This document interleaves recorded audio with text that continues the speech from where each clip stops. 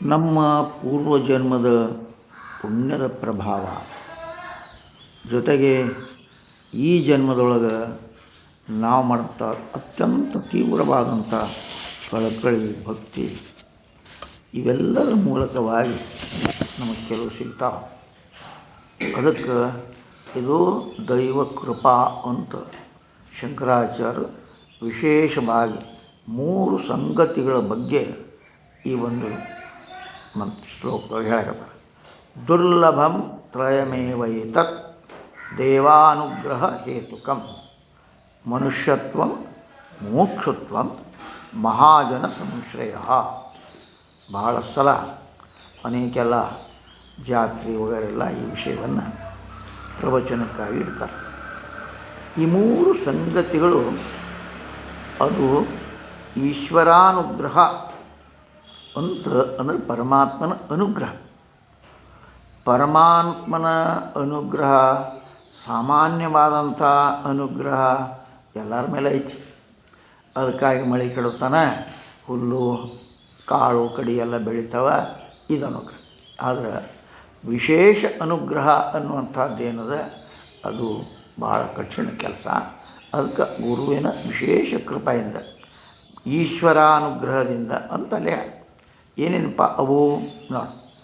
ಒಂದು ಮನುಷ್ಯತ್ವ, ಇನ್ನೊಂದು ಮುಮುಕ್ಷತ್ವ, ಮಹಾಪುರುಷರ ಸಂಶ್ರಯ. ಈ 3 ಸಂಗತಿಗಳು ಮಾತ್ರ ಆ ಭಗವಂತನ ವಿಶೇಷ ಕೃಪೆಯಿಂದ ನಮಗೆ ಸಿಗ್ತಾವ ಅಂತೇಳಿ ಇಲ್ಲಿ ಈ ಮಾತನ್ನು ಹೇಳುವಂಥದ್ದೇನಪ್ಪ, ಈ ಮನುಷ್ಯತ್ವ ಅನ್ನುವಂಥದ್ದು ಹೇಳಿ. ಆಮೇಲೆ ಮೋಕ್ಷವನ್ನೇ ಪಡೆಯಬೇಕು ಅಂತ ಉತ್ಕಟವಾದಂಥ ಇಚ್ಛೆ. ಇದಕ್ಕೆ ಶಾಸ್ತ್ರಕಾರ ತೀವ್ರ ಮುಮುಕ್ಷತ್ವ ಅಂತ. ಮುಮುಕ್ಷ ಅನ್ಬಾರ್ದು, ಮೋಕ್ಷು ಅನ್ಬೇಕು. ಮನುಷ್ಯತ್ವ ಅನ್ನುವಂಥದ್ದು ಮೋಕ್ಷತ್ವವನ್ನು ಪಡೆಯಬೇಕು ಅನ್ನುವಂಥ ಇಚ್ಛೆ ಎರಡನೇ. ಮತ್ತು ಮಹಾಪುರುಷರ ಆಶ್ರಯ. ಈ 3 ಪಡೆಯೋ ಸಲುವಾಗಿ ಇವೆಲ್ಲ ಅಂಥವು ಕಷ್ಟ ಸಾಧ್ಯವು ಸಿಗೋದು. ಅವು ಭಗವಂತನ ಅನುಗ್ರಹದಿಂದ ಮಾತ್ರ ಅವು ಬರೀತಾವ, ಇಲ್ಲಿಕ್ಕಿರೋದು ಬರೆಯೋಕ್ಕೆ ಸಾಧ್ಯ. ಇದು ಹೇಳ್ತಾರೆ. ಇದೇನಪ್ಪ ಇದು ಅಂತಂದರೆ, ಸಾಮಾನ್ಯವಾಗಿ ಇಲ್ಲಿ ಹಿಂದೆ ಹೇಳಿದರು ಜಂತೂನಾಂ ನರಜನ್ಮ ದುರ್ಲಭ ಅಂತೇಳಿ. ಅದು ಆದಮೇಲೆ ಈ ಮನುಷ್ಯತ್ವ ಅನ್ನುವಂಥದ್ದು ಇಷ್ಟು ದುರ್ಲಭ ಅಂತ ಹೇಳ್ತಾರಲ್ಲ. ಯಾಕಂತಂದರೆ ಅನೇಕ ಮನುಷ್ಯರು ಹುಟ್ಟುತ್ತಾರೆ. ಈ ಮನುಷ್ಯರು ಹುಟ್ಟುತ್ತಾರೆ ಅಂದರೆ ಅವರಲ್ಲಿ ಎಲ್ಲರಿಗೂ ಕೂಡ ಮನುಷ್ಯತ್ವ ಇದೆ ಅಂತ ಹೇಳೋಕ್ಕಾಗಿಲ್ಲ. ಹುಟ್ಟುತ್ತಾರೆ, ಮನುಷ್ಯರು ಹುಟ್ಟುತ್ತಾರೆ. ಆದರೆ ಮನುಷ್ಯತ್ವ ಅನ್ನುವಂಥದ್ದು ಬೇಕಲ್ಲ. ಮನುಷ್ಯತ್ವ ಇದೇನು ಹೇಳ್ತದೆ, ಇದು ಹೇಳ್ತಾರಲ್ಲೇ ಮಾನವ ಜನ್ಮನೇ ಅಪರೂಪ. ಅದರ ಉತ್ತಮ ಜೀವನ ನಡೆಸೋ ಬೇಕಾದ ವಿಶೇಷ ಪಡೆದರು ಇನ್ನೂ ಅಪರೂಪ. ನೋಡಿ, ಎಲ್ಲರೂ ಮನುಷ್ಯರಾಗಿ ಹುಡ್ತಾರೆ. ಹಂಗಾರೆ ಅವರಿಗೆ ವಿಶೇಷವಾದಂಥದ್ದು ಏನು ವಿಶೇಷರಾಗಂದರೆ, ಪ್ರಾಣಿಗಳಿಗೂ ಇವ್ರಿಗೇನು ವಿಶೇಷ ಇಲ್ಲ ಅನ್ನೋದೇನಿಲ್ಲ. ಏನಪ್ಪ, ಅವು ಉಣ್ತಾವ ಆಹಾರ, ಅವು ತಮಗೆ ಆಹಾರವನ್ನು ತಾವು ತಿಂತಾವ. ಯಾರು ಮನ್ಯಾಗ ತಂದು ದನಕ್ಕೆ ಆಹಾರ ಹಾಕ್ತಾರೆ, ಮತ್ತು ಪ್ರಾಣಿ ಆಹಾರ ಹಾಕ್ತಾರೆ. ಆಹಾರ ಅವು ಸ್ವಲ್ಪ ನಿದ್ದೆ ಮಾಡ್ತಾವೆ, ಮನುಷ್ಯ ನಿದ್ದೆ ಮಾಡ್ತಾನೆ. ಅವಕ್ಕೂ ಭಯ ಅದ, ಇವಗೂ ಭಯ ಅದ. ಅವಕ್ಕೂ ನಿದ್ರೆ ಅದ, ಇವಕ್ಕೂ ಆಹಾರ, ನಿದ್ರಾ, ಭಯ, ಮೈಥುನ. ಅವು ಮಕ್ಕಳು ಹೇಳ್ತಾವೆ, ಇವು ಮಕ್ಕಳು ಹೇಳ್ತಾರೆ, ಬೈ ಕೆಲಸ. ಇವು ಸಾಮಾನ್ಯವಿವೆಲ್ಲ. ಇಷ್ಟೆಲ್ಲ ಇದ್ರೆ ಮನುಷ್ಯ ಅಂತಾರೆ ನಮಗೆ ಇಲ್ಲ. ಎಲ್ಲರೂ ಮಾಡ್ತಾರೆ ಇದನ್ನು, ಇಷ್ಟು ಕೆಲಸ ಎಲ್ಲರೂ ಮಾಡಿ. ಹಾಗಾದ್ರೆ ಮನುಷ್ಯತ್ವ ಅನ್ನುವಂಥದ್ದು ಏನಪ್ಪ, ಇದರ ಒಂದು ವಿಶೇಷತೆ ಅದಪ್ಪ. ಅದೇನು ಅಂದ್ರೆ ಭಗವಂತ ವಿವೇಕವನ್ನು ಕೊಟ್ಟಾನ, ಧರ್ಮದಿಂದ ನಡ್ಕೋ ಅನ್ನುವಂಥ ಮಾರ್ಗವನ್ನು ಹೇಳಾನ.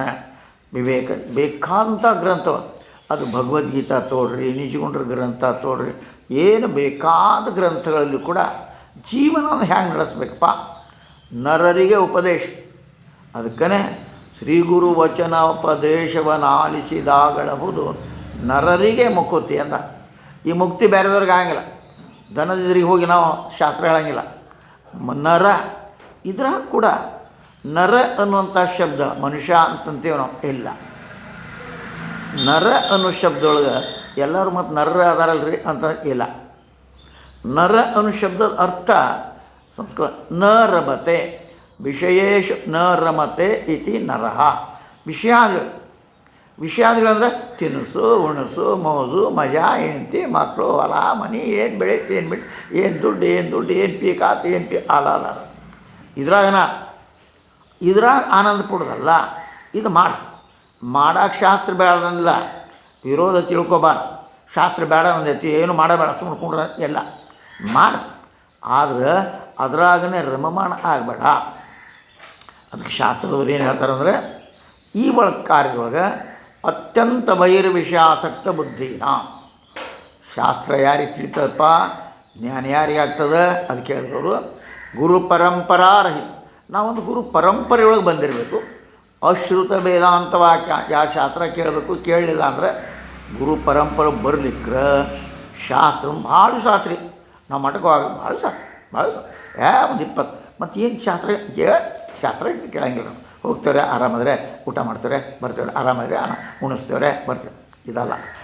ಈ ಅಶ್ರುತ ವೇದಾಂತ ವಾಕ್ಯ ವೇದಗಳನ್ನು ಶಾಸ್ತ್ರ ತಿಳ್ಕೊಂಡೇನಪ್ಪ ಇಲ್ಲ.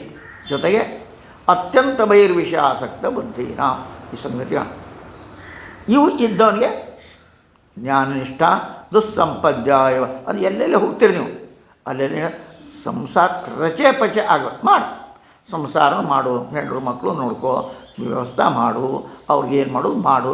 ಆದರೆ ಅದ್ರಾಗನ ಏಕಾಯಿ ಅದಿಲ್ಲಿಕ್ರೆ ಜೀವನನ ಇಲ್ಲೇನೋ ಅನ್ನೋಂಗೆ ಆಗ್ಬೇಕು. ಅದಕ್ಕೆ ಶಾಸ್ತ್ರಕ್ಕೆ ಎಲ್ಲನೂ ಪ್ರಾರಬ್ಧಂ ಪುಷ್ಯತಿ ಇತಿ ವಪುಹು. ಶರೀರ ಪೋಷಣೆ ಮಾಡೋಕ್ಕೆ ಸಾಮಾನ್ಯವಾಗಿ ನೀವು ಉದ್ಯೋಗ ಮಾಡು, ಏನು ಮಾಡ್ತೀವಿ ಮಾಡು, ಅದಕ್ಕೆ ಕಾಯಕ ಕೈಲಾಸ ಮಾಡಿ. ಆದರೆ ಈ ಮಾತನ್ನು ಗಮನದೊಳ್ಳಿ ಅದಕ್ಕಿಲ್ಲೇ ಆ ಮುಕ್ಷತ್ವ ಅನ್ನುವಂಥದ್ದು ಬರೋದು ದೊಡ್ಡ. ಮಾನವ ಜನ್ಮ ಅಂದರೆ ಈ ಒಂದು ಅತ್ಯಂತ ವಿಷಯಾಸಕ್ತ ಬುದ್ಧಿ ಇರಲಾರ್ದೆ ಆ ಮೋಕ್ಷವನ್ನು ಇದು ತೀವ್ರವಂತ ಇಚ್ಛೆ, ಅದನ್ನು ಪಡಿತೇನೆ ನಾನು ಅಂತ. ಅದಕ್ಕೆ ಹಗಲೆಲ್ಲ ನಾನು ಕತೆ ಹೇಳ್ತಾ ಇರ್ತೀನಿ. ಜಾತ್ರೆ ತಪ್ಪಿಸ್ಕೊಂಡು ಹುಡುಗ ಮೊದಲು ಏನೇನೋ ಬೇಡ್ತಿತ್ತು, ಅದು ಯಾವುದಕ್ಕೂ ಒಲ್ಲೆ ಅಂತೈತಿ, ತಾಯಿನ ಬೇಕು. ಹಂಗೆ ಆ ಮುಕ್ತಿನೇ ಬೇಕು. ಅದಕ್ಕೆ ಅನೇಕ ಮಹಾತ್ಮರು ಅನೇಕ ಉದಾಹರಣೆಗಳನ್ನು ದೃಷ್ಟಾಂತಗಳನ್ನು ಅನುಭವನ ಮಾಡಿಕೊಟ್ಟಿದ್ದಾರೆ. ಬೇಕಂದ್ರೆ ನೀರ ಮುಣಿಸಿ ಏನು ಬೇಕಾಗಿತ್ತಪ್ಪ ನಿನಗೆ, ಎಲ್ರಿ ಯಾವಾಗ ಕೈ ಬಿಟ್ಟಾರೋ ಮ್ಯಾಲೆ ಎದ್ದೇನೋ ಒಂದು ಸ್ವಲ್ಪ ಹವಾಶಿಕರು ಸಾಕಾಗಿತ್ತು ಅನ್ನೋಂಗೆ ಅಷ್ಟು ಇಚ್ಛೆ ಮುಕ್ತಿ ಬೇಕಂತ ಐತೇನಪ್ಪ ಅದನ್ನು ಕೇಳ. ಹಂಗೆ ಅಷ್ಟು ತೀವ್ರವಂತ ಇಚ್ಛೆ. ಅದಕ್ಕೆ ಮಾನವ ಜನ್ಮ ಅಪರೂಪ, ಉತ್ತಮ ಜೀವನವನ್ನು ನಡೆಸಬೇಕಾದ ವಿಷಯ ಪಡೆದು ಇನ್ನು ಅಂಥೇಳಿ ಹಿಂದೆಲ್ಲ ಹೇಳ. ಆತ್ಮಜ್ಞಾನ ಪ್ರಾಪ್ತಿಗೋಸ್ಕರ ಬ್ರಹ್ಮನಿಷ್ಠನಾದ ಆಚಾರ್ಯನ ಬಳಿ ಸಾರುವಾಗ ಸಾಧಕ ಇರಬೇಕು, ಪೂರ್ವ ಸಿದ್ಧತೆ ಇಲ್ಲಿ ಒತ್ತೇಳ ಮುಮುಕ್ಷತ್ವ ಅಂತೇಳಿ ಹೊತ್ನ್ಯಾಗ ಇದು ಭಾಳ ಒತ್ತೇಳ. ಮನುಷ್ಯ ಜನ್ಮ ಬರೋದು ಭಗವಂತನ ಇದು ಬಂದುಬಿಟ್ಟೈತಿ. ಇದು ಬರೋದು ಭಗವಂತನ ಕೃಪಾನೇ. ಅದು ಪುಣ್ಯ ಪಾಪ ನಿಂಗೆ ಅಂತ ತಿಳ್ಕೊಬೇಡ್ರಿ ನೀವು. ಅದಕ್ಕೆ ರಾಮ್ ಸುಖದಾಸ್ ಮಹಾರಾಜ್ ಹೇಳ್ತಾರೆ, ಅನೇಕ ರೀತಿ ಬರೀತಾರೆ. ಪುಣ್ಯ ಪಾಪ ಸಮಾದಾಗ ಮನುಷ್ಯ ಬರ್ತಾನೆ ಅಂತ ಹೇಳ್ತಾರೆ. ಹಾಗಲ್ಲ, ರಾಮ್ ಸುಖದಾಸ್ ಮಹಾರಾಜ್ ಹೇಳ್ತಾರೆ, ಜ್ಞಾನಿಗಳು ಹೇಳ್ತಾರೆ, ನಿನಗೆ ಈ ಮನುಷ್ಯತ್ವ ಬರ್ಬೇಕಾರೆ ಪರಮಾತ್ಮ ಕೃಪೆ ಮಾಡ್ಯಾನ ಅಂತ ತಿಳ್ಕೊ. ಹೋಗಲಿ, ಎಷ್ಟು ಓಡಾಡ್ತೈತಿ ಇದು, ಎಷ್ಟು ಜನ್ಮ ಬಂದೈತಿ, ಓಡಾಡ್ತೈತೆ ಸಾಕು. ಒಂದು ಸಲ ಇದಕ್ಕೆ ಚಾನ್ಸ್ ಕೊಟ್ಬಿಡು. ಏನಂತ, ಮನುಷ್ಯನ ನಾ ಹುಟ್ಟಿಸು ಅಂತ ಮನುಷ್ಯನ ಹುಟ್ಟಿಸಿದಂತ ಇವ ಬೇಡ್ಕೊಂಡು ನನ್ನ ತಾಯಿ ಹೊಟ್ಟೆಯಾಗಿರ್ತ, ಯಪ್ಪ ದೇವ್ರ ಲಘು ಹೊರಗೆ ಹಾಕಿ ನನಗೆ, ನಾ ಏನೇನು ಮಾಡಿಲ್ಲ, ಹಿಂದಕ್ಕೆ ಪುಣ್ಯ ಮಾಡಿ, ಅರ್ಥಾತ್ ಮಾನವ ಜನ್ಮ ಎದಕ್ಕೆ ಬೇಕು ಅಂತ ತಿಳ್ಕೊಳ್ಳಿಲ್ಲ ನಾನು, ಈ ವರ್ಷ ಅದನ್ನು ಮಾಡ್ತೀನಿ, ಈ ಸಲ ಈ ಜನ್ಮ ಒಮ್ಮೆ ಹೊರಗೆ ಹಾಕಿಬಿಡು ಅಂತ ಬೇಡ್ಕೋತಾನಂತ. ಮಾತು ಕೊಟ್ಟು ಬಂದ, ಏನು ಮಾಡ್ತೀಯಪ್ಪ, ಧರ್ಮ ಕಾಪಾಡ್ತೀನಿ ಅಂತಂದಾನ. ಒಳಗೆ ಮಾತು ಕೊಟ್ಟು ಬಂದಾನ. ಆ ಮಾತಿನಂತ ನಡ್ಕೋಬೇಕು, ನಡಿಕಿಲ್ಲ. ಅದಕ್ಕೆ ಮಹಾತ್ಮರು ಎಚ್ಚರ ಮಾಡೋಕ್ಕೆಲ್ಲ ನಮಗೆ ಬಂದಿರ್ತಾರೆ. ಅದಕ್ಕೆ ಅಂಥ ಒಂದು ಜ್ಞಾನ ಪ್ರಾಪ್ತಿಗೆ ಬ್ರಹ್ಮನಿಷ್ಠ ಆಚಾರ ಬಳಿ ಸಾರುವ ಏನು ಬೇಕಪ್ಪ ಪೂರ್ವ ಸಿದ್ಧತೆ. ಅದಕ್ಕೆ ಮನುಷ್ಯ ಜನ್ಮ ಬರುವುದು ಭಗವಂತನ ಅನುಗ್ರಹ. ಅದು ಪ್ರಾಪ್ತ ಆದರೂ ಮತ್ತು ನಾವು ವ್ಯರ್ಥ ಕಾರ್ಯದ ಅದು ಮಾಡಿ ಇದ್ರಾಗನೇ ತೊಡಗದೆ ಭಾಳನ್ನು ಸಾರ್ಥಕಪಡಿಸೋ ಆಕಾಂಕ್ಷೆ ಬಂದಿರೋದು ಅಪರೂಪ. ಬೇಡಪ್ಪ ಅದನ್ನು ಮಾಡಿ. ಅದಲ್ಲದೆ ಇದರ ವಿಶೇಷವಂತ ಗಮನ ಇದ್ರ ಕಡೆಗೆ ಶಾಸ್ತ್ರ ಕೇಳಬೇಕು. ನನ್ನ ಜೀವನ ಶಾಸ್ತ್ರ ಅಂತ ನಡೆಸ್ಕೋಬೇಕು. ಮನಸ್ಸು ಹೇಳ್ದಂಗಲ್ಲ, ಶಾಸ್ತ್ರ ಹೇಳ್ದಂಗೆ ನನ್ನ ಜೀವನ ನಡೆಸಬೇಕು ಅನ್ನುವಂಥ ಪ್ರಯತ್ನ ಮಾಡ್ತಾ, ಆ ಪ್ರಯತ್ನದೊಳಗೆ ಇನ್ನು ಮುಟ್ಟು ಅದನ್ನು ಮಾಡುವಂಥ ಆ ಬುದ್ಧಿ ಬರುವಂಥದ್ದು ಇನ್ನೂ ಮುಖ್ಯ. ಅದು ಕೂಡ ಭಗವಂತನ ಕೃಪೆ ಅನ್ನೋದು. ಲೋಕ ವ್ಯವಹಾರದಲ್ಲೇ ಮುಳುಗಲಾರದೆ ನಾವು ಜೀವನದ ಪರಮ ಗುರಿಯಾದ ಮೋಕ್ಷ ಸಾಧಿಸೋ ನಮ್ಮನ್ನು ಸಾಧಿಸಿದಂಥ ಅಪೂರ್ಣತೆ ಸಂಕುಚ ಶಕ್ತಿಯನ್ನು ನೀಗಿಸಿ ನಾವು ಅದು ಇದು ಬೇಕು ಅಂಥೇಳಿ ನಾವು ಅಪೇಕ್ಷೆ ಮಾಡಿ ಅದೊಂದು ಆದ್ರೆ ಸಾಕು ನೋಡಿ, ಇದೊಂದು ಆದ್ರೆ ಮುಗಿತು ನೋಡ್ರಿ, ಇದಷ್ಟು ಆದ್ರೆ ಮುಗಿತು ನೋಡ್ರಿ ಅಂತಿರ್ತೇವೆ. ಅದಾಗಲ್ಲ ಮತ್ತೊಂದು ಶುರು ಆಕತ್ತೆ ನಾವು. ಈ ಇಚ್ಛೆ ಇದ್ದರೆ ಅವಾಗ ನಿನ್ನ ಮುಕ್ತಿ ಅನ್ನೋದು. ಅದಕ್ಕೆ ಅಂಥದ್ದೆಲ್ಲವನ್ನು ಅವನ್ನೆಲ್ಲ ಅಟ ಮಾಡ್ಕೋವಂಥ ಅತ್ಯಂತ ಶ್ರೇಷ್ಠವಂಥ ಆನಂದ ಎಲೆ ಅದು ಆನಂದ ಸಿಗೋದ್ರೆ ಮುಕ್ತಿ. ಅದಕ್ಕೆ ಅಂಥ ಒಬ್ಬ ಗುರುಗಳ ಹಾಗೂ ಮಹಾತ್ಮರ ಸಂಘ ಭಾಗ್ಯ ಅದು ಸಿಗುವುದು ದುರ್ಲಭ ಅಂತ. ಮಹಾಪುರುಷ ಸಂಶ್ರಯ ಅಂತ ಆ ಒಂದು ಮಹಾತ್ಮರ ಸಂಪರ್ಕ ಅರ್ಥಾತ್ ಅನುಗ್ರಹ ಸಿಗೋದು, ಅಂಥವ್ರ ಸಹವಾಸ ಸಿಗೋದು, ಅಂಥವ್ರದ್ದು ಕೇಳೋ ಇದು ಭಾಳ ದೊಡ್ಡ ಪುಣ್ಯದ ಕೆಲಸ ಅಂತ. ದೈವದ ಪರಮಾತ್ಮನ ಅನುಗ್ರಹ ಇದ್ದಲ್ಲೇ ಸಿಕ್ಕೈತೆ ನಿನಗೆ ಅಂತ ತಿಳ್ಕೊತಾರೆ. ಅದಿಲಿಕ ಅಂಥ ಸಂಘರ ಭಾಗ್ಯ, ಮಹಾತ್ಮರ ಸಂಘದ ಭಾಗ್ಯ. ಅದಕ್ಕೆ ಮಹಾಪುರುಷ ಸಂಶ್ರಯ ಅಂಥವ್ರ ಸಹವಾಸ ಸಿಗುವುದು ಇದು ಭಾಳ ದೊಡ್ಡದು. ಅದು ಪರಮಾತ್ಮ ಅನುಗ್ರಹದಿಂದ ಮಾತ್ರ ಇವು ಮೂರು ಮನುಷ್ಯತ್ವ, ಮುಮುಕ್ಷುತ್ವ, ಮಹಾಜನ ಇವು ಆ ಪರಮಾತ್ಮನ ಅನುಗ್ರಹನ ಆಗೈತೆ ಅಂತ ತಿಳ್ಕೊಬೇಕು. ಸಿಕ್ಕ ಮೇಲೆ ಅದನ್ನು ಸಾರ್ಥಕ ಮಾಡು. ಸಿಕ್ತಪ್ಪ, ಹಾಂ ಇದು ಕೊಟ್ಟ ಮನುಷ್ಯ. ಅದಕ್ಕೆ ನೋಡಿ ಮನುಷ್ಯ ಜನ್ಮ ಕೊಟ್ಟ, ಅವನದು ಪರಮಾತ್ಮನ ಕೃಪಾನೆ. ಆದರೆ ಮನುಷ್ಯರ ಆಗೋ ಪ್ರಯತ್ನ ಮಾಡೋಕತ್ತೇವೆ ನಾವು ಇಲ್ಲ. ಆಹಾರ ನಿದ್ರೆ ಊಟ ಸಲ ಮಾಡ್ತೀವಿ, ಮತ್ತು ಅದು ಸಿಗಲಿ ಅದು ಮಾಡಿ ಇದು ಮಾಡೋದು ನೋಡಿ ಇದ್ರಾಗ ಅಂದರೆ ಏನು ಲಾಭ ಅದ? ಅದಕ್ಕೆ ಇದು ಒತ್ತಿ ಹೇಳಕತ್ತಾರೆ ಶಂಕರಾಚಾರ್ಯರಿಗೆ ಭಾಳ ಒತ್ತು ಕೊಟ್ಟು ಹೇಳಕತ್ತಾರೆ. ಈ ಮೂರು ಭಗವಂತನ ಕೃಪೆ ಸಿಕ್ಕತ್ತಂದ ಬಳಿಕ ಅದನ್ನು ಎಷ್ಟು ನಾಜೂಕಾಯಿ ಅಂದರೆ ಎಷ್ಟು ನಿನ್ನ ಪ್ರಯತ್ನ ಬರೋ ಅದನ್ನು ಸಾರ್ಥಕ, ಮನುಷ್ಯತ್ವವನ್ನು ಅಂದರೆ ಅದನ್ನು ಸಾರ್ಥಕ ಮಾಡ್ಕೋ. ಮುಮುಕ್ಷತ್ವವನ್ನು ಪಡ್ಕೊಳ್ಳೋಂಥ ಎಲ್ಲ ಮಹಾಜನ ದೊಡ್ಡವ್ರ ಸಹವಾಸ ಸಿಕ್ಕೈತಿ ನಿನಗೆ, ಅಂಥ ಒಬ್ಬ ಮಹಾತ್ಮರ ಸಂಘ ಸಿಕ್ಕೈತಿ, ಅದನ್ನು ಸಾರ್ಥಕ ಮಾಡಿಕೊಂಡು ಏನು ಪಡ್ಕೋಬೇಕಾದ ಕೊನೆ ತನಕ ಆನಂದ. ಇಂಥ ಆನಂದ ಸ್ವಲ್ಪ ಆನಂದ ಅಲ್ಲ, ಪರಮಾನಂದ ಪ್ರಾಪ್ತಿ ಮಾಡ್ಕೋದು. ಎರಡು ಸಂಗತಿ ಮಾಡ್ಕೋದು. ಒಂದು ದುಃಖದ ಅತ್ಯಂತ ನಿವಾರಣೆ ಮಾಡ್ಕೊಳ್ಳೋದ, ಅತ್ಯಂತ ದುಃಖ ನಿವೃತ್ತಿಪೂರ್ವಕವಾಗಿ ಪರಮಾನಂದ ಪ್ರಾಪ್ತಿ ಮಾಡ್ಬೋದು.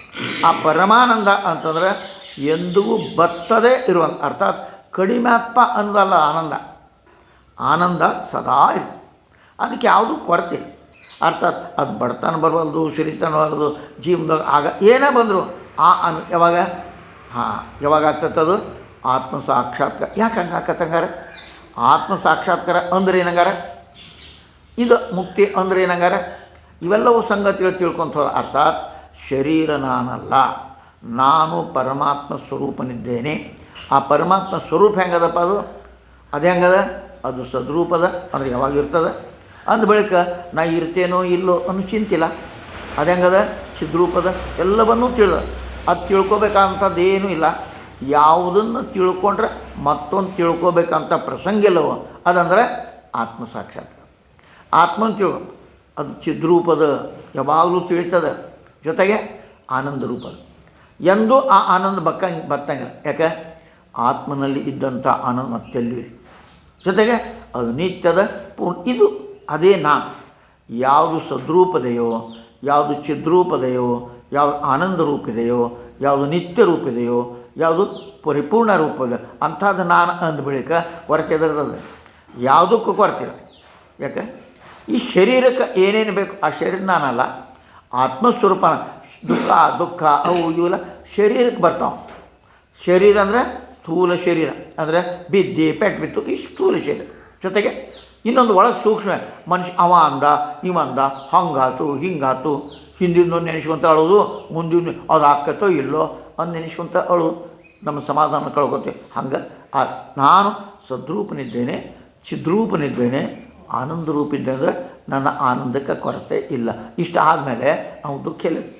ಶರೀರಕ್ಕೆ ಬರುವಂಥ ದಾದ ಮಾಡೋಂಗಿಲ್ಲ, ಬರ್ತಾ ಬಿಡ ಶರೀರಕ್ಕೆ ಬಂದು ಯಾವ ಥರ ಇದಕ್ಕೇನಾರ ಆತ್ಪ ನಾ ಇಲ್ಲಿ ಚಿಂತೆ ಮಾಡ್ತೀನಿ, ಇದು ಚಿಂತೆ ಮಾಡ ಇದಾಯ್ತು ನಡಿ ಹೋಗಲಿ ಮತ್ತೊಂದು ತೆಗಿ. ಈ ರೀತಿ ಇರೋದರಿಂದ ಅಲ್ಲಿ ದುಃಖ ಅನ್ನೋದು ಇಲ್ಲವೇ ಇಲ್ಲ. ಅದಕ್ಕೆ ಅಲ್ಲಿ ದುಃಖದ ಅತ್ಯಂತ ನಿವೃತ್ತಿ, ದುಃಖ ಸ್ವಲ್ಪವೂ ಇಲ್ಲ ಆ ಸ್ಥಿತಿಗೆ ಬರ್ತದೆ. ಆಮೇಲೆ ಆನಂದ ಪರಮಸ್ಥಿತಿ, ಪರಮಾನಂದ, ಆನಂದದ ಕೊರತೆ ಹಂಗೆ ದುಃಖ ಮತ್ತು ಬರೋಂಗಿಲ್ಲ, ಆಮೇಲೆ ಆನಂದ ಎಂದು ಹೋಗಂಗಿಲ್ಲ. ಈ ಸ್ಥಿತಿ ಬಂದಾಗ ಅವಾಗೇನು ಅಂದಾಗ ಅದಕ್ಕನ ಈ ಮೂರು ಸಂಗತಿಗಳು ಮನುಷ್ಯತ್ವ, ಮುಮುಕ್ಷುತ್ವ, ಆಮೇಲೆ ಅಂತ ಸಿಕ್ಕಾಗ ಎಷ್ಟು ಲಾಭದು ಅದನ್ನು ದೊರಕಿಸ್ಕೊಳ್ಳುವಂಥ ಆ ಒಂದು ಮಾಡಿದ್ಮೇಲೆ ಅವು ಸಿಕ್ಕ ಮೇಲೆ ಅವನ್ನು ದೊರಕಿಸ್ಕೊಳ್ಳೋದ ಹೋಗ್ತೇನೆ ಅಂತಂದರೆ ಯಾವ ಪರಮಾತ್ಮ ಮುಕ್ತಿ ಆ ಮುಮುಕ್ಷತ್ವ ಅನ್ನೋದು ಬಂದದ ಆ ಮುಕ್ತಿ ಪಡ್ಕೊಳ್ಳೋ ಸಲ ಮಹಾಜನ ಸಂಶ್ರಯ ಸಿಕ್ಕದ ಅದನ್ನು ಮಾಡಲಾರ್ದೆ ಹೋಗ್ತೇನೆ ಅಂತಂದ್ರೆ ನಿನ್ನಂಥ ಭಾಗ್ಯ ನಿನ್ನ ಇಂಥ ಒಂದು ಅವಕಾಶ ಸಿಕ್ಕ ಅಂತ ಮಾಡ್ಕೊ. ಅದಕ್ಕಲ್ಲೇ ಗಾಳಿ ಬಿಟ್ಟಾಗ ತೂರ್ಕೋ ಅಂತ ನಮ್ಮಂದಿಂದಾಗ ಏನು ತಿಳ್ಕೊತೀವಿ ನಾವು, ಸಾವುಕಾರಿ ಬಂದದ ಅಧಿಕಾರ ಈಗ ಮಾಡ್ಕೊ ಅಂತ ಹೇಳ್ತೀವಿ. ಈಗ ಮಾಡ್ಕೋ, ಈಗ ಏನು ಲಾಭ ಮಾಡ್ಕೋ ಮುಂದಿನ 5 ವರ್ಷ ತನಕ ಮತ್ತೆ ಸಿಗ್ತೈತಿಲ್ಲ, ಗ್ಯಾರಂಟಿ ಇಲ್ಲ ಅಂಥೇಳಿ ಇದು ಹಂಗಲ್ಲ. ಈ ಅವಕಾಶ ಸದುಪಯೋಗ ಮಾಡ್ಕೋ ಅಂತ ಹೇಳೋ ಲೆಕ್ಕ. ಹಂಗೆ ಈ ಮೂರೂ ಸಿಕ್ಕಾಗ ನಾವು ಅದನ್ನು ಉಪಯೋಗ ಮಾಡ್ಕೊಳ್ಳಿಲ್ಲ ಅಂತಂದ್ರೆ ಅವು ಗಾಳಿ ಹೋತು ಗಾಳಿ ಆಮೇಲೆ ಸಿಗಂಗಿಲ್ಲ. ಹಂಗೆ ಬಾರ್ ನೈ ಮಿಲೇಗಿ ಮಾನವ ಜನ್ಮಕ್ಕೆ ಮೌಸ್ ಅದಕ್ಕೆ ಮಹಾತ್ಮ ಹಿಂಗೆ ಹಗಲೆಲ್ಲ ಸಿಗೋದಿಲ್ಲ ತಮ್ಮ. ಇದು ಸಿಕ್ಕೈತಿ, ಇವು ಸಿಕ್ಕಾಗ ನೀ ಸದುಪಯೋಗ ಮಾಡ್ಕೊ. ಆಯ್ತು ಉಳಿದ ಸಂಸಾರ ಮಾಡು ಬೇಡ ಅನ್ನಂಗಿಲ್ಲ, ಮಾಡು ಹೆಂಗೆ ನಡೀತದೋ ಹಂಗೆ. ಆದರೆ ಈ ಸಂಗತಿಗಳ ಬಗ್ಗೆ ವಿಶೇಷವಾದಂಥ ಗಮನವನ್ನು ಕೊಡು ಅನ್ನುವಂಥ ಮಾತು ಶಂಕರ. ಈಶ್ವರಾನುಗ್ರಹ ಅಂತ ವೇದಾಂತ ಹೇಳಿದ್ರೆ ಎಲ್ಲಿಯೋ ದೂರದಲ್ಲಿ ಕುಳಿತು ಚಕ್ರವರ್ತಿಯೊಬ್ಬ ತನಗಿಷ್ಟ ಬಂದವರನ್ನು ಧಾರಾಳವಾಗಿ ಸುರಿಸುವ ಕೃಪಾದೃಷ್ಟಿ ಅಂತ ಹಂಗೆ ಅರ್ಥ ಮಾಡುವ. ಅಂದರೆ ಎಲ್ಲೋ ದೇವರದಾನ, ಅವ್ರು ಕುಂತ್ಕೊಂಡು ನಮ್ಮ ಮೇಲೆ ಪ್ರಕಾರ ಮಾಡ್ತಾಯಿದ್ದಾನೆ, ನಮಗೆ ಅನುಕೂಲ ಕೊಡ್ತಾನೆ, ಹಿಂಗೆ ತಿಳ್ಕೊಬೇಡ. ನೋಡಿ, ಮನುಷ್ಯ ತನ್ನ ಜನ್ಮಗಳಲ್ಲಿ ಮಾಡಿರೋಂಥ ಸತ್ಕರ್ಮಗಳ ಪುಣ್ಯ ರಾಶಿಯೇ ಪರಮಾತ್ಮನ ಫಲ ರೂಪದ. ಇದು ಹೆಂಗಪ್ಪ ಹಂಗಾರ ಹೇಳ್ತೇವೆ. ಮತ್ತು ಅಲ್ಲಿಗೆ ಬಂತು, ಎಲ್ಲಿ ಬಂತು ಹಿಂದಿನ ತೋಳ ನೀ ಏನು ಅನೇಕ ಜನ್ಮದಲ್ಲಿ ಮಾಡಿದಂಥ ಪುಣ್ಯ ವಿಶೇಷ ಬಂದದ ಅಂದಾಗ ಅಷ್ಟು ಪುಣ್ಯ ಮಾಡೇನಿ, ಹಂಗಾರೆ ಅದು ವ್ಯರ್ಥ ಆದಂಗೆ ಆತು, ಅದನ್ನು ಪಡ್ಕೊಂಡು ವ್ಯರ್ಥ ಆದಂಗೆ ಆತು. ಹಂಗಾಗ್ಲಾರ್ದೆ ಅನೇಕ ಜನ್ಮ ಪರಮಾತ್ಮನ ಅನುಗ್ರಹ ಫಲ. ಹಂಗಾರೆ ಆ ಪರಮಾತ್ಮನ ಅನುಗ್ರಹ ಪಡ್ಕೋಬೇಕಾರೆ ಎಷ್ಟು ಜನ್ಮ ಪುಣ್ಯ ಮಾಡಿರ್ಬೇಕಪ್ಪ ನಾವು. ಅಂಥ ಸಿಕ್ಕೈತೆ ಅಂದ ಬಳಿಕ ಅಷ್ಟು ಪುಣ್ಯದ ಫಲ ಅದು ಸಿಕ್ಕೈತೆ ಅಂದ ಬಳಿಕ ಅದನ್ನು ಸದುಪಯೋಗ ಮಾಡ್ಕೋಬೇಕು ಅನ್ನೋದನ್ನು ಒತ್ತಿ ಅದು ಅಂಥದ್ದು ಮಾಡಿಕೊಂಡು ಅದು ಆಗ್ಲಿಕ್ರೇನಪ್ಪ ನೋಡಿ. ಆಧ್ಯಾತ್ಮಿಕ ಜ್ಞಾನವಿಲ್ಲ ಎಷ್ಟು ತ್ರಾಸ ಆಕತಿ ಆ ಜ್ಞಾನ ಇಲ್ಲಿಕ್ರ ಅನ್ನೋದನ್ನು ಮುಂದಿನ ಶ್ಲೋಕದಾಗ ಹೇಳ್ತಾರೆ. ಲಬ್ಧ್ವಾ ಕಥಂಚಿನ್ ನರಜನ್ಮ ದುರ್ಲಭಂ. ಆ ಮಾತ್ರ ಹೊಂದಿಸ್ತಾರೆ ಹಿಂದಿನ ಶ್ಲೋಕಕ್ಕೆ ಇಲ್ಲಿ ಹೊಂದಿಸ್ತಾರೆ ನೋಡಿ ಹೆಂಗೆ. ಲಬ್ಧ್ವಾ ಕಥಂಚಿನ್ ನರಜನ್ಮ ದುರ್ಲಭಂ ತತ್ರಾಪಿ ಪುಂಸ್ತ್ವಂ ಶ್ರುತಿಪಾರದರ್ಶನಂ ಯತ್ಸಾತ್ಮೌ ಮುಕ್ತೌ ನ ಯತೇತ ಮೂಢಧೀಹಿ ಆತ್ಮಃ ಸ್ವಂ ವಿನಿಹಂತಿ ಅಸದ್ಗ್ರಾಹ. ಎಷ್ಟು ಒತ್ತು ಕೊಡ್ತಾರೆ. ಏನಪ್ಪ ಇಷ್ಟೆಲ್ಲ ಸಿಕ್ಕಾವ ನಿನಗೆ ಅಂದ ಬೆಳಗ್ಗೆ ದುಸ್ಸಾಧ್ಯವಾದಂಥ ಮನುಷ್ಯ ಜನ್ಮ ಗಳಿಸ್ಕೊಂಡೇನಿ, ಪಡ್ಕೊಂಡಿದ್ದಿ. ಅದ್ರಾಗನ ಮತ್ತು ಪುರುಷತ್ವ ಧೈರ್ಯ ಬಂದ ನನಗೆ ಮತ್ತು ಹಿಂದೆಲ್ಲ ಸಿಗ್ಬೇಕಾರೆ ಅಷ್ಟು ಧೈರ್ಯ ಅದ. ಇವನ್ನೆಲ್ಲ ಕಳ್ಕೊತೇನೆ, ಕಾಮ ಕ್ರೋಧ ಬಿಡ್ತೇನೆ, ಏಕಾಗ್ರಮನ್ನು ಮಾಡ್ತೀನಿ. ಅದಕ್ಕೆ ಪುಂಸತ್ವ ಅಥತ್ ಧೈರ್ಯ ಅನ್ನೋದು ಪುರುಷತ್ವ ಗಂಡಸಲ್ಲ ಅನ್ನೋದು ನೀನು ಹೇಳೆ. ಅದು ಅಂಥವ್ನು ಬಂದ ವೇದಶಾಸ್ತ್ರ ಪ್ರವೀಣತೆ ಹೊಂದಿದ್ರು. ಇಂಥವೆಲ್ಲ ಇದ್ದು ಶಾಸ್ತ್ರದಲ್ಲಿ ಪ್ರವೀಣತೆ ಹೊಂದಿದ್ರು ಯಾರು ತನ್ನ ಮುಕ್ತಿಗೆ ಪ್ರಯತ್ನಿಸುವುದಿಲ್ಲವೋ. ಇಷ್ಟು ಕಳಕಳಿ, ಇಷ್ಟು ದುಃಖದೆ ಯಾರಿಗೆ? ಮಹಾತ್ಮ. ಅಯ್ಯೋ ಇಷ್ಟೆಲ್ಲ ಸಿಕ್ಕೈತಪ್ಪ, ಇಷ್ಟಾಗ್ಯೂ ನೋಡಿ ನೀನು ತನ್ನ ಮುಕ್ತಿಗೆ ಪ್ರಯತ್ನ ಮಾಡೋದಿಲ್ಲ ಅಂದರೆ ಅಂಥವ ಆತ್ಮಘಾತಕನು. ಏನು ಶಬ್ದ ಕೊಡ್ತಾನೆ? ಆತ್ಮಘಾತಕ. ಆತ್ಮಹತ್ಯೆ ಮಾಡ್ಕೊಳ್ಳೋ ಆತ್ಮಹತ್ಯೆ ಅಲ್ಲ. ಇಷ್ಟೆಲ್ಲ ಸಿಕ್ಕರು ಆತ್ಮ ಸಾಕ್ಷಾತ್ಕಾರ ಮಾಡ್ಕೊಳ್ಳಾರ್ದೆ ಹೋಗ್ತಿ ಅಂದರೆ ನೀನು ಆತ್ಮಹತ್ಯೆ ಮಾಡ್ಕೊ. ಮತ್ತೇನು ಮಾಡ್ದಂಗೆ? ಆತ್ಮಹತ್ಯೆ ಅಂದರೆ ಇದು ಹತ್ಯೆ ಮಾಡೋದು ಹತ್ಯೆ ಅಲ್ಲ. ಆತ್ಮಹತ್ಯೆ ಅಂದರೆ ನೀ ಮಾತ್ರ ಆ ಭಗವಂತನ ಸಾಕ್ಷಾತ್ಕಾರ ಮಾಡದೇ ಹೋದರೆ ಆತ್ಮಹತ್ಯೆ ಮಾಡ್ದಂಗೆ. ಅದಕ್ಕೆ ಅವ್ರು ಹೇಳ್ತಾರೆ ಆತ್ಮಘಾತಕನೇ. ಅದರ ಸಲುವಾಗಿ ಬಂದಿದ್ದು. ಯಾಕಂದರೆ ಅವನು ಅನಾತ್ಮ ವಸ್ತು ಬಳಸಿ, ಇವೆಲ್ಲ ಅನಾತ್ಮ, ಸಾಕಾರಿಕೆ, ಬಡತನ, ಮನಿ, ಅಂತು, ಕೀರ್ತಿ, ಇವೆಲ್ಲವು ಈಶನಾತ್ರಗ ಅಂತೇಳಿ ಅವೆಲ್ಲವೂ ಕೂಡ ಅನಾತ್ಮ ವಸ್ತು. ಆತ್ಮ ಅಲ್ಲವು. ಇವತ್ತಿರು ನಾಳೆ ಹೋಗು ಅಂತ ಅದನ್ನು ಬೆನ್ನು ಹತ್ತಿ ಹೋಗುವಂಥ ಕಾರಣದಿಂದ ತನ್ನನ್ನು ತಾನೇ ಹೊಂದ್ಕೊಂಡಂಗೆ ನಾವು ಆತ್ಮಹತ್ಯೆ ಮಾಡ್ಕೊಂಡ. ಅದಕ್ಕೆ ಆತ್ಮಘಾ ಅಂತ ಈ ಶಬ್ದವನ್ನು ಅವ್ರು ಎಷ್ಟು ದುಃಖ ಆಗಿರ್ಬೇಕು ನೋಡ್ರಿ. ಶಂಕರಾಚಾರ್ಯ ಇಂಥವ್ರು ನೋಡೇ ಎಂಥವ್ರು ನೋಡಿ ಇಷ್ಟೆಲ್ಲ ಸಿಕ್ಕೈತಿ ಈಗೂ ಲಾಭ ಮಾಡ್ಕೊಳ್ಳಲ್ಲ, ಇನ್ನೂ ಬರೀ ಊಟ ತಿಂಡಿ ತಿನಿಸು ಅಬಾಬಾಬಾಬ ಅದ್ರಾಗ ಆರಾಮಿರಬೇಕು, ತನಗೆ ಮಂದಿಯಲ್ಲಿ ಸೇವಾ ಮಾಡಬೇಕು, ತನ್ನಿಂದ ಏನೂ ಆಗಬಾರ್ದು, ನಾ ಏನು ಮಾಡೋಂಗಿಲ್ಲ, ಮಂದಿನ ಸಲುವಾಗಿ ಸೇವಾ ಏನು ಗುರು ಮತ್ತು ಮಂದಿ ಒಂದು ಸ್ವಲ್ಪ ಪುಣ್ಯ ಮಾಡಿಕೊಂಡ್ರೆ ನೀವು ಏನು ಮಾಡಬೇಡ್ರಿ, ಅವಾಗ ಖುಷಿ. ಈ ರೀತಿ ಆಗ್ಬೇಕಾದ್ರೆ ಆತ್ಮಹಾಯ ಬೇಕಾದ ಸಾಹಿತ್ಯ ಒಬ್ಬ ಶಂಕರಾಚಾರ್ಯ ಒಬ್ಬ ರಾಮಾತ್ಮರ ಎಲ್ಲರೂ ಕೂಡ ನಮ್ಗೆ ತಿಳಿಸ್ಕೊಟ್ಟಾರೆ. ಅದು ಮಾಡ್ಕೊಳ್ಳಿಕ್ರೆ ನಮ್ಮ ಜನ್ಮವನ್ನು ನಾವು ಹಾಳು ಮಾಡಿವಪ್ಪ ಅಂದ. ಅದಕ್ಕೆ ನಾವು ಭಗವದ್ಗೀತೆ ಒಳಗೆ ನೋಡಪ್ಪ, ನಿನ್ನ ಉದ್ಧಾರ ನೀನೇ ಮಾಡ್ಕೊ, ಇಷ್ಟೆಲ್ಲ ಸಕರಣ ಅದಪ್ಪ, ಇಷ್ಟು ಆದಮೇಲೆ ನಿನ್ನ ಉದ್ಧಾರ ಮಾಡ್ಕೋಬೇಕು, ನಿನ್ನ ಉದ್ಧಾರ ಮಾಡ್ಕೋಬೇಕು ನೀನು. ಅರ್ಥಾತ್ ನಿನ್ನ ಪ್ರಯತ್ನ ಇಲ್ಲದೆ ಆಗುವುದಿಲ್ಲ. ಈ ಸಾಮಾನು ತಗೊಳ್ಳಿ, ಒಂದೇನು ಕ್ಯಾಚ್ ಚಟ ಇದೆ ಬಿಡ್ಬೇಕಾದ್ರೆ ನಿನ್ನ ಪ್ರಯತ್ನಪ್ಪ. ಬರೀ ಇಂಥ ಮುಂಜಾನೆ ಸಂತಗೆ ಇವರೇ ಬರ್ತಾರೆ ನನ್ನಂತೆ, ಹಂಗಾತ್ರಿಪ್ಪ ಹಿಂಗಾತ್ರಿ ಇನ್ಮೇಲೆ ಅವ್ರು ಚಲೋ ಹಾಕೊಂಡ್ರಿ ಏನು ಹೇಳ್ತಾರೆ. ಅದಕ್ಕೆ ನಮ್ಮ ಪ್ರಯತ್ನ ಇಲ್ಲದೆ ಆಗಂಗೆ ಅದೇ ಸಾಕಷ್ಟು ಅದ, ಆದರೆ ನಮ್ಮ ಪ್ರಯತ್ನ ಅನ್ನೋದು ಭಾಳ ಬಹಳ ಮುಖ್ಯ ಅದ. ಅದನ್ನು ಹೇಳ್ತಾರೆ ಅವರು. ಅದು ಮಾಡಲಿಲ್ಲ ಇಷ್ಟೆಲ್ಲ ಐತಪ್ಪ, ಏನು ವಿಷಯ, ಎಷ್ಟು ಬೇಕಷ್ಟು ಮಾತು, ಎಷ್ಟು ಬೇಕಷ್ಟು ಗ್ರಂಥಗಳು, ಎಷ್ಟು ಬೇಕಂತ ತಿಳಿಸ್ಕೊಡೋಂಥ. ಇದು ತಿಳಿಲಿಕ್ಕೆ ಮತ್ತೊಂದು ರೀತಿಯಿಂದ ಇದು ತಿಳಿಲಿಕ್ಕೆ ಮಕ್ಕಳು ಹೇಳ್ತಾರೆ. ತಾಯಿ ಈ ಹುಡುಗನಿಗೆ ಯಾಕೋ ಇವ್ನು ಚೆನ್ನಾಗಿ ತಡಿ, ಒಂದು ಸ್ವಲ್ಪ ಅವ್ನಿಗೆ ಬಜ್ಜಿ ತೊಗೊಂಡು ಒಂದು ಸ್ವಲ್ಪ ಉಪ್ಪಿನಕಾಯಿ ಕೊಡೋದು ತಡಿ ಅಂತ ಏನು ಮಾಡ್ತಿರೋ, ಮಜಾ ಊಟ ಮಾಡಿಸ್ತಾರೆ. ಬಾಬಾ ಅನೇಕ ತಾಯಂದ್ರ ಮನೆಗೆ ಹೋಗಿ ಬಂದೀನಿ, ಭಾಳ ಕಳ್ಕಳಿಂದ ಊಟ ಮಾಡಿಸ್ತಾರೆ. ಊಟ ಮಾಡಲಿ ಹೆಚ್ಚು ಮಾಡಲಿ ಅಂತ. ಹಂಗೆ ಅಷ್ಟು ಮಹಾತ್ಮರೆಲ್ಲ ಅದಾರ.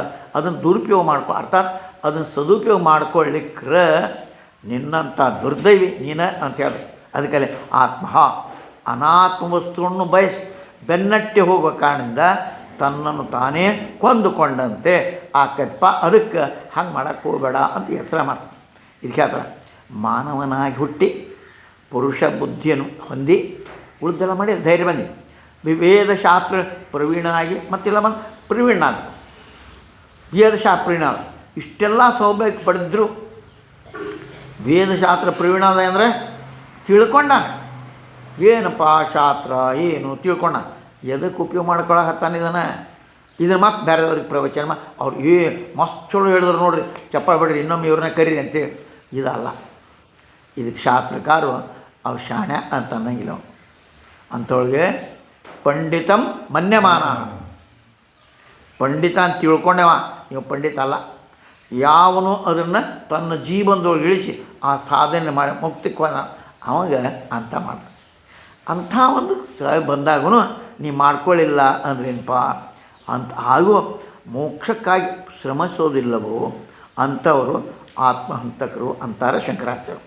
ಕೋಟಿ ಮಂದಿ ಒಬ್ಬನಿಗೆ ಸಿಗೋ ಸುವರ್ಣ ಅವಕಾಶ ಅದು ಸಿಕ್ಕದಕ್ಕಿದಾಗ ಫಲಪ್ರದ ಮಾಡಿಕೊಳ್ಳೋದವನು ಮಾಡ್ಕೊಳ್ಳಿಲ್ಲ ಅಂದರೆ ಹಾರಕಿರಿ ಮಾಡಿಕೊಂಡು ಅಂದರೆ ತನ್ನ ಜೀವನ ಹಾಳು ಮಾಡ್ಕೊಂಡಂಗಪ್ಪ ಅಂಥವನು ಮೂಢಧೀ ಅಂತ ಶಬ್ದ. ಬೈಯೋದಿಲ್ಲ ಶಾಸ್ತ್ರಕಾರರು, ಯಾಕೆ ಬೈದು ತಮ್ಮ ನಾಲಿಗೆ ಕೆಟ್ಟ ಮಾಡ್ಕೊಳ್ಳೋದು, ನಾಲಿಗೆ ಹೊಲಸು ಮಾಡ್ಕೊಳ್ಳೋದು, ಅದಕ್ಕೆ ಮೂಢಧೀ ಅಂತ ಅಂದ್ಬಿಟ್ರು. ನಾನು ಮೂಢ ಬುದ್ಧಿಯವನು ಅಂತದ್ದು. ನಾನು ಅಂಥ ಹೀನ ಕಾರ್ಯವಾದ ಆತ್ಮಹತ್ಯೆಯನ್ನು ಮನುಷ್ಯ ಯಾಕೆ ಮಾಡ್ಕೋತಾನಪ್ಪ ಅಂತ, ಯಾಕೆ ಮಾಡ್ಕೋಬೇಕಪ್ಪ, ಮಾಡ್ಕೋಬೇಡಪ್ಪ. ತನ್ನ ಮನಸ್ಸು ಇಂದ್ರೆ ಕಿಟಕಿಯಿಂದ ಆಚೆ ಕಾಣುವ ಬಾಹ್ಯ ವಿಷಯ ಆಕರ್ಷಣೆ ಒಳಗಾಗಿ ಅಥವಾ ಹೊರ ಕಾಣ್ತಾನೆ. ಏನು ಕರಿತಿರ್ತಾರೆ, ಏನು ಬಜ್ಜಿ ಕರಿತಿರ್ತಾರೆ, ಮುಂದೆ ಕರಿತಾರೆ, ಏನು ಅಬಾಬಾಬಾ ಆ ಬೇಕಾದಷ್ಟು ಚಂದನು ಮನಸ್ಸಿಗೆ ಎಳೀತಿರ್ತಾವೆ. ಕಿಟಕಿಯಿಂದ ಆಚೆ ಕಾಣುವ ಬಾಹ್ಯ ವಿಷಯಗಳ ಆಕರ್ಷಣೆ ಒಳಗಾಗಿ ತನ್ನ ನಿಜವಾದ ಸ್ವರೂಪ ಮರೆಯುವುದರಿಂದ ಸರ್ವವ್ಯಾಪಕನಾದ ತನ್ನ ಚೇತನ ಸ್ವರೂಪ ಅವನನ್ನು ಮರೆತು ಅನಾತ್ಮವಾದ ಜಡ ದೇಹ ತಾನು ಅಂತೇಳಿ ತಾನೇನಿದ್ದೇನೆ ಆತ್ಮ ಅವ ಪರಮಾತ್ಮ ಸ್ವರೂಪ ದೇಹೋಹಂ ಅಂತ ತಪ್ಪಿದ ಅಲ್ಲಿ ಮುಂದೆ ಚಂದನ ವಾಕ್ಯ ಅಲ್ಲಿ ಬರೋದಿದೆ, ಅದು ಬಂದ ನೋಡ. ಅದಕ್ಕೆ ನಾನು ಈ ಶರೀರ ಅಲ್ಲ, ನಾ ಏನದೇನೆ ಬ್ರಹ್ಮಸ್ವರೂಪನಿದ್ದೇನೆ, ಆತ್ಮಸ್ವರೂಪನಿದ್ದೇನೆ ಅಂತ ತಿಳ್ಕೊಳ್ಳೋದನ್ನು ಬಿಟ್ಟು ಇನ್ನೂ ಈ ಶರೀರಕ್ಕೆ ಬೇಕಾದಂಥ ಮಾಡ್ತಾನಲ್ಲಪ್ಪ.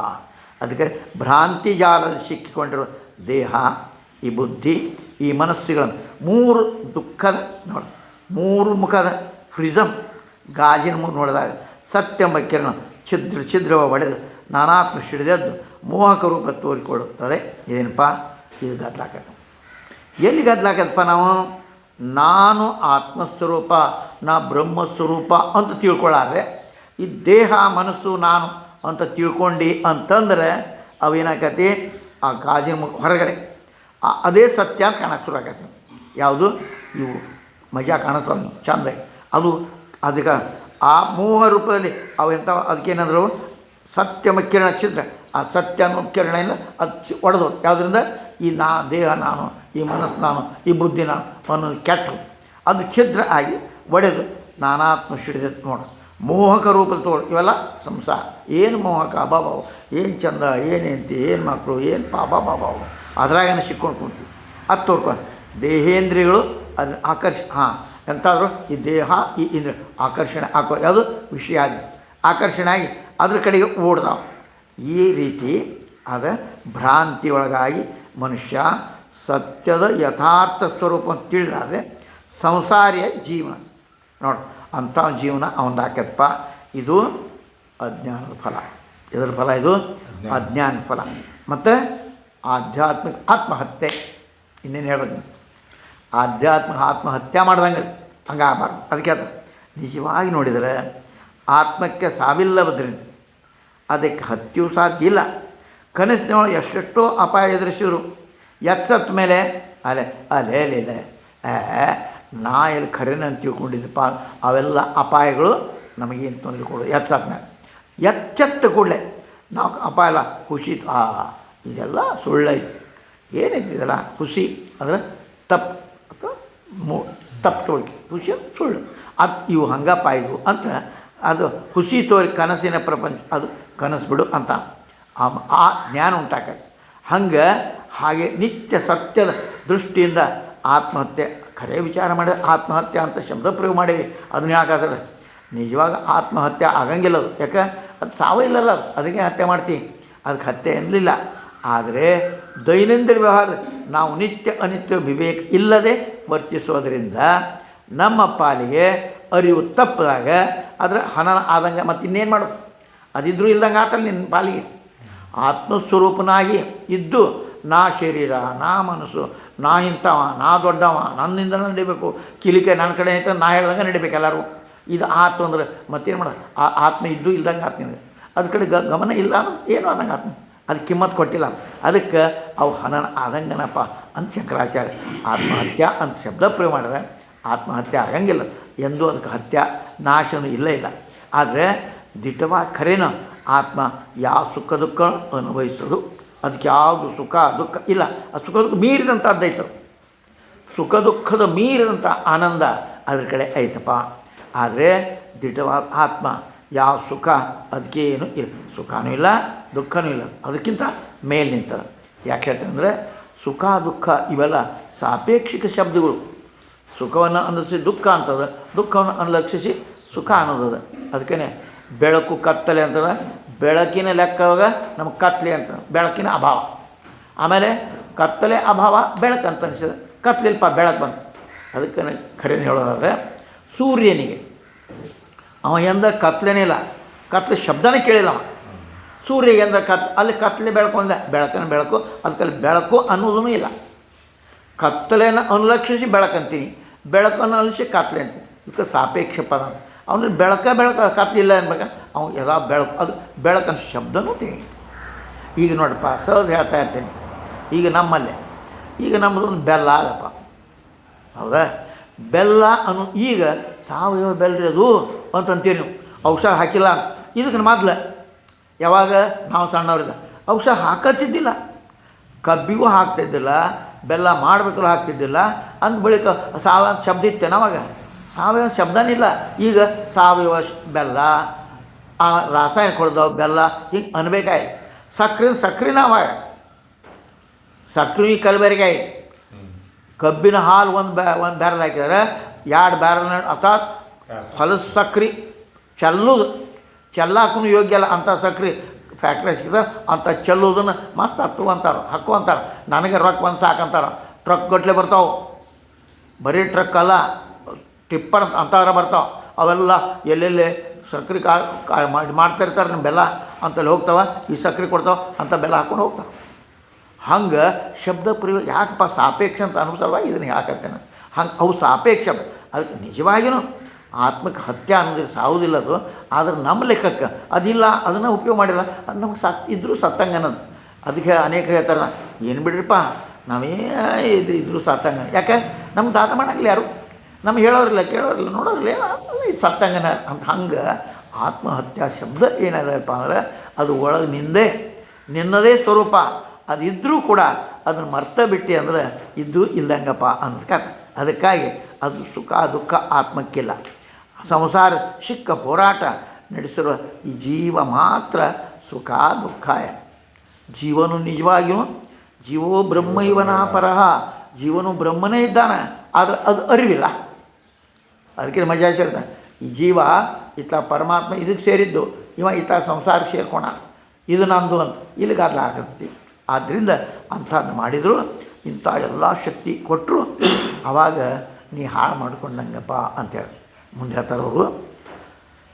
ಇತಃ ಕೋನ್ವಸ್ತಿ ಮೂಢಾತ್ಮ ಯಸ್ತು ಸ್ವಾರ್ಥೆ ಪ್ರಮಾದ್ಯತಿ ದುರ್ಲಭಂ ಮಾನುಷಂ ದೇಹಂ ಪ್ರಾಪ್ಯ ತತ್ರಾಪಿ ಪೌರುಷಂ. ಈ ದುರ್ಲಭವಂತ ಮನುಷ್ಯ ಶರೀರವನ್ನು ಅದರಾಗೂ ಈ ಪುರುಷತ್ವವನ್ನು ಪಡೆದು ಮೋಕ್ಷದ ಯಾರು ಆಸಕ್ತಿ ಹೊಂದಿಲ್ಲವೋ ಅವನಿಗಿಂತ ಬೇರೆ ಅವಿವೇಕಿ ಅಂತ ಯಾರಾದ ಅವನ ಮನುಷ್ಯತ್ವ ಸಿಕ್ಕಿದೆ. ಹೌದಪ್ಪ, ನಾವು ಉಳಿದೆಲ್ಲ ಬಿಟ್ಟೆ ನಾನು ಮುಗಿಸ್ಬೇಕು ಅಂತೇನಿ, ಆದರೆ ಅದಕ್ಕೆ ಪ್ರಯತ್ನ ಮಾಡೋಂಗಿಲ್ಲ. ಅದ್ರ ಸಲುವಾಗಿಯೇ ಏನು ಮಾಡಬೇಕು ಅದನ್ನು ಮಾಡೋಂಗಿಲ್ಲ. ವ್ಯವಸ್ಥೆ ಸಾಕಷ್ಟು ಅದ. ಅಂಥ ವ್ಯವಸ್ಥೆ ಇದ್ದರೂ ನಾವು ಅದನ್ನು ಮಾಡ್ಕೊಳ್ಳಂಗಿಲ್ಲ ಅಂತಂದ್ರೆ ಅವನಿಗಿಂತ ಅವಿವೇಕಿ ಅಂತ ಶಬ್ದ ಮತ್ತೆ ಯಾರಿಗೆ ಹಚ್ಚಬೇಕಪ್ಪ ಇದನ್ನು ಅಂತ ಕೇಳ್ತಾರೆ. ಎಲ್ಲ ಪ್ರಾಣಿಗಳು ಕೋಟ್ಯಂತರ ವರ್ಷಗಳು ಕಾದು ಹಂತ ಹಂತವಾಗಿ ವಿಕಾಸ ಹೊಂದಬೇಕು.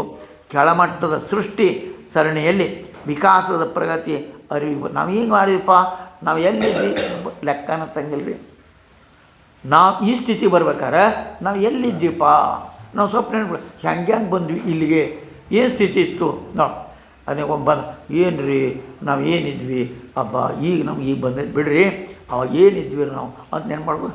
ಹಂಗೆ ನಾವು ಏನಿದ್ವಿಪ್ಪ ಅನ್ನೋದನ್ನು ಸ್ವಲ್ಪ ನಮಗೆ ಅರಿವಿಗೆ ಯಾಕೆ ಈ ಸ್ಥಿತಿ ಬಂದುಬಿಟ್ಟಿದಾರೆ. ಮೊದಲೇನಿದ್ರು ಯಾರು ಅವಕ್ಕೆ ಅನುಕೂಲ ಮಾಡಿಕೊಟ್ರು, ಯಾರು ಉಪಕಾರ ಯಾರು ಮುಗಿದು ಹೋಯ್ತಲ್ಲ. ಅದಕ್ಕೆ ಅದು ಕೆಳಗಿನ ಬಂದು ಒತ್ತಡ ಸಿಕ್ಕಿ ಮೇಲೆ ಬಂದು ಕೆಳಗಿನ ಬರೋ ಒತ್ತಡ ನಡಿ ಒಬ್ಬರು ಕೇಳ ಈ ಸ್ಥಿತಿಗೆ ಹೆಂಗೆ ಬಂದಿಪ್ಪ ಅನ್ನೋ ಮಜಾಸಿರೋ ನೋಡ್ರಿ. ಭಾಳಷ್ಟು ಸ್ಟೇಷನ್ ಬಂದು ಖರೆ ನಾ ಇಳಿಬೇಕಂತ ಇಳ್ಯಾಕತ್ತೀನಿ, ದಾರಿನ ಬಿಡವಲ್ರಿ ಯಾರು. ಟ್ರೈನ್ನಾಗಿನ ಮಾತಿದೆ, ದಾರಿನ ಬಿಡವಲ್ರಿ ಯಾರು. ಹೋಗ್ಲಿ ಬಿಟ್ಟು ಹಂಗೆ ಬಿಡ್ಕೊಂಡು ಇಲ್ಲಿಗೆ ಬಂದುಬಿಟ್ಟು ನೋಡ್ರಿ ನಾ ಅಂತ.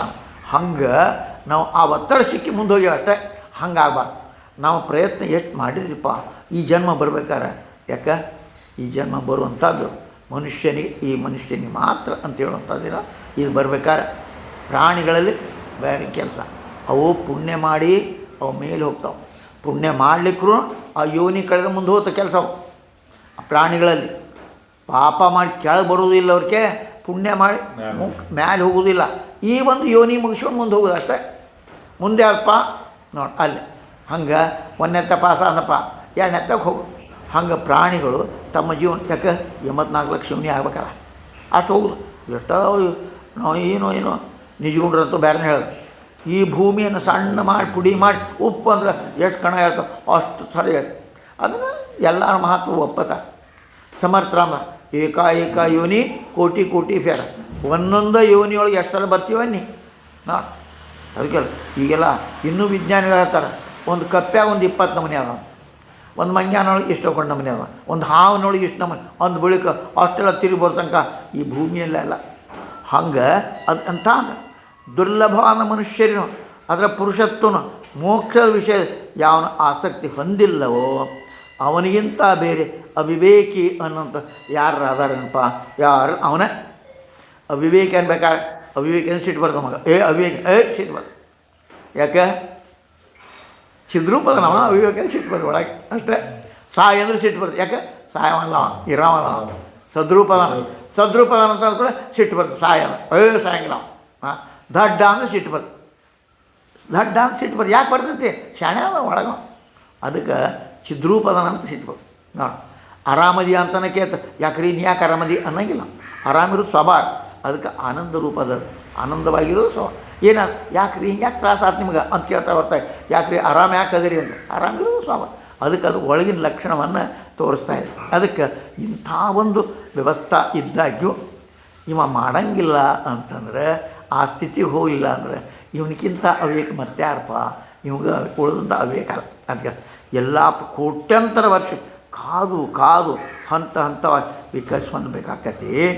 ಕೆಳಮಟ್ಟ ಸೃಷ್ಟಿ ಸರಣಿ ವಿಕಾಸದ ಪ್ರಗತಿ ನಮ್ಮ ಲೆಕ್ಕಕ್ಕೆ ಕಾಣೋದು. ಅದು ಗೊತ್ತ ಹೆಂಗೆ ಬಂದೀವಪ್ಪ ಗೊತ್ತಾಗ ಅಂದು ಕೆಳಗೆ ಬರೋದು ಒತ್ತಡಕ್ಕೆ ಸಿಲುಕಿ ಮೇಲ್ಮೇಲೆ ಬಂದು ಪ್ರಕೃತಿಯ ಬದಲಾವಣೆ ಮತ್ತು ಸಿಕ್ಕಿ ಬಂಡೆಯು ಮಣ್ಣಾಗು ಎಷ್ಟೋ ಇವುಗಳು ಬೇಕು ನೋಡಿ.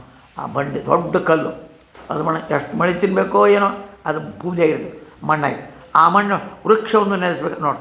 ಆ ಕೆಳಗೆ ಬಂಡೆ ಮಣ್ಣು ಹಾಕು, ಅರ್ಥಾತ್ ದೊಡ್ಡ ಕಲ್ಲು ಮಣ್ಣು ಹಾಕೊಂಡು ಇವು ಸ್ವಲ್ಪ ಹಂಗೆ ಅದು ಮಣ್ಣು ಹಾಕೊಂಡು ಆ ಮಣ್ಣು ಒಂದು ಗಿಡ ಬೆಳಿಬೇಕಾರೆ ನಾವು ವೃಕ್ಷ ಬೆಳೆಸುವಾಗ ಮತ್ತೆಷ್ಟೋ ಕಾಲ ಆ ಮರ ಫಲ ಬಿಟ್ಟು ಪ್ರಾಣಿಗಳ ಆಹಾರ ಅದು ಆಹಾರ ಆಗ್ಬೇಕಾರೆ ಹಣ್ಣು ಆಗ್ಬೇಕಾರೆ ಇನ್ನೂ ಭಾಳ ಕಾಲ ಬೇಕು. ಮರದ ಫಲವನ್ನು ತಿಂದು ಅದನ್ನು ತಿಂದು ಬಗ್ಗೆ ಪ್ರಾಣಿಗಳು ತಿಂದು ಮನುಷ್ಯನ ರೇತಸ್ ನೋಡಿ.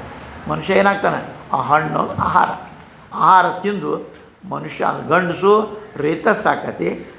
ಮತ್ತೊಂದು ತಾಯಿಯಲ್ಲೇ ರಕ್ತ ಇಷ್ಟು ಆಗಿ ಒಂದು ಕೂಸು ಹೊರಗೆ ಬರ್ಬೇಕು ಎಷ್ಟು ಕಾಲ ಹಿಡಿದಪ್ಪ ಅದು. ಹಿಂಗೆ ಆಗಿ ಮನುಷ್ಯ ಆಗಿ ಬಂದಿದ್ದೀವಿ. ಈ ಮನುಷ್ಯನಾಗಿ ಬಂದು ಭಾಳ ದುಃಖ ಮಾಡ್ಕೋತಾರೆ ದೊಡ್ಡವರೆಲ್ಲ ನಮ್ಮನ್ನು ನೋಡಿ.